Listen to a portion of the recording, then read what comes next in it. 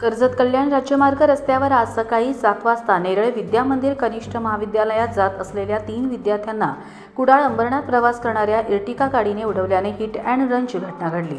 आज सकाळी भगवान सखाराम पारधी, विशाल आलू दरवडा हे तिघे 12वीचे आणि मयूर मोहन पारधी हा 11वी कला शाखेत शिकणारे तिघे विद्यार्थी कॉलेजमध्ये जाण्यासाठी घरातून निघाले होते।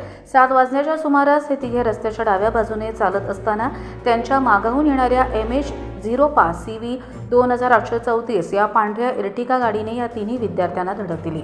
गाडीने दिलेली धडक एवढी प्रचंड होती की मयूर पारधी हा विद्यार्थी थेट गाडीच्या चाकाखाली गेला, तर दुसरे 2 विद्यार्थी हे गाडीचे बोनेटवरून थेट गाडीच्या काचेवर जाऊन आदळले।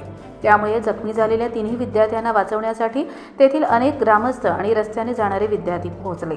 बदलापूर येथील खासगी रुग्णालयात भगवान सखाराम पारधी आणि विशाल आलू दरवडा या दोघांवर उपचार सुरू आहेत, तर गाडीच्या चाकाखाली गेलेला मयूर पारधी यास डोंबिवली येथील एम्स रुग्णालयात पाठवून देण्यात आले। मात्र उपचार घेत असताना मयूरचा रक्तपुरवठा थांबला आणि त्यामुळे त्याचा मृत्यू झाला। या अपघातात गाडीचे चाकाखाली गेल्याने पायाचे तुकडे झाले होते, तर डोक्याला जखमा झाल्याने त्याचा मृत्यू झाला असून शवविच्छेदनानंतर त्याचा मृतदेह नेरळ धसवाडी येथे आणला जाणार आहे।